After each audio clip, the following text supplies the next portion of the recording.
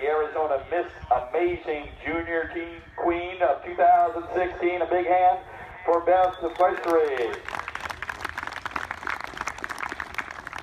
Beth has just completed at the National Pageant in Chicago, where she won National Princess. All right, so we're out here telling stories about Wade. 2009, the year we graduated, senior year. Every year we played Parker, and 4 times out of every time we went down there, we'd win almost every time. So Wade gets in a competition with another player on the team on the bus ride home. They challenge each other after a win to see who could down a gallon of ice cream on the bus on the way home. 4-hour drive. Wade got about 3/4 of the way down. Sitting there for a while, said, man, I think I'm gonna be sick. Kept her down. The other guy got about halfway through. Didn't quite make it either. But something about Wade, man, that guy was always willing to challenge somebody. And you know what? He was always willing to challenge himself too. To do better, to be better, and to live a great life for God. So let him be remembered for that. Trace her around a few times. That's what big brothers do. Alright, let's see. So we were playing Winslow. It was my sophomore year, I believe, in high school. And we were playing with Wade. And we were down 4-0 against 3-0 against Winslow. And so I think we had 2 innings to go left in the game. And we got bases loaded, and I had hit a double off the kid, my at bat before. And I remember going through the dugout and going up to Wade and Nathan and a couple guys and saying, "Hey, I'm gonna take this guy yard and hit a grand slam." And they were all like, "No, don't do it." And Wade especially, don't go up there thinking about that and whatnot. And I got up to the plate, and the pitcher got 3-0 on me. And I remember looking around the baselines, and coaches were giving me a take sign on a 3-0. And I looked in the dugout, and everyone was just kind of not into it. And I dug in and kind of just mumbled under my breath. I was like, "Screw this," and got in, and pitcher threw me a pitch down the pipe, and I took him yard for a grand slam. Anyways, we're running around the bases, and here's my first base coach, and he's yelling away and thought it was the coolest thing ever. And I come around, and that was Roscoff, and I come around third base, and Bruce Nesbitt's standing there, and he looks like he wants to ring me in a tree with a long rope, and he didn't really have too kind of words to say to me. Anyways, we got in the dugout, and Wade was the first guy there to smack me in the head, almost knock me out on my helmet, and was screaming and jumping around. And I remember him coming up to me and telling me that was the coolest thing he's ever seen, and everyone got all excited.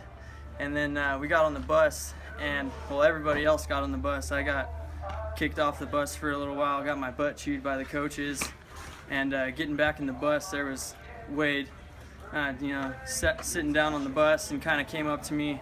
And I think I might even have been crying, I don't know. And he came up to me, and he was the first person to be like, that was the coolest thing I ever saw, and not to think anything about it, and kind of just keep going on with life. That's kind of the guy he was. He had some choice words to say as well, but we won't say those. But yeah, he was a good guy. That was one of the greatest guys I've ever known. Doing on the bench.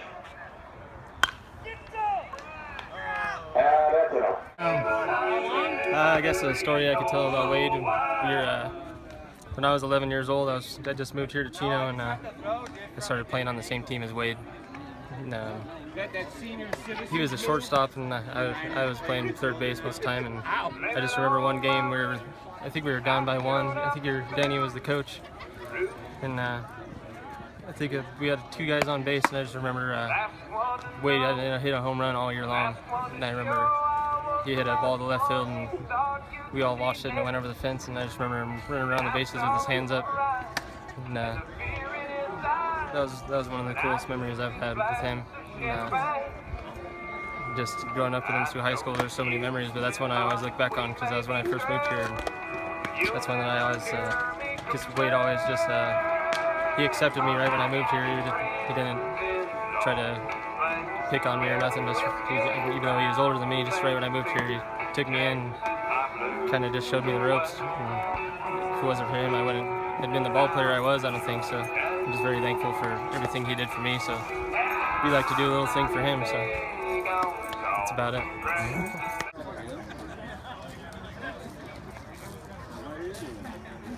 One time when I was coaching Wade when he was little in Little League, and most of the kids that come to this game are guys that played ball with Wade at some point throughout his baseball days, from the time he was in T-ball all the way through high school. We were playing in a championship game when Wade was 12, and he got up to bat and hit a walk-off home run. And when he came around the bases, he had tears coming down the corners of his face. And he rounded third and went home and touched the plate, and he came running back and jumped up into my arms. And it was the last game that I was going to be coaching him. And I asked him why he was crying, because it was such a joyous occasion. And he said, "Dad, I could play baseball for the rest of my life, and nothing like that would ever happen again." And so baseball meant a lot to him. He really loved the game, and he worked hard at it and got pretty good, and it's just part of our lives. This game means a lot to us. We love this game and this field and being here with all these people. That was a part of our lives, and just to see so many people come and support the scholarship fund and to be able to help other people who want to be in public safety is amazing. But just the continued support from the community and all of our friends and the kids that put this on, that played ball with Wade, I'm so proud of them for all the stuff they do, and the Chino Valley Firefighter Foundation. And it just, the first time we had it, I didn't know if we could walk out on the field because it had just been 2 weeks since we lost Wade. But when we came here and walked through the gate, we just felt everybody's love and support, and it just continues today. Stay, DJ! And here's the play at the plate. No collisions. There's a nice slide.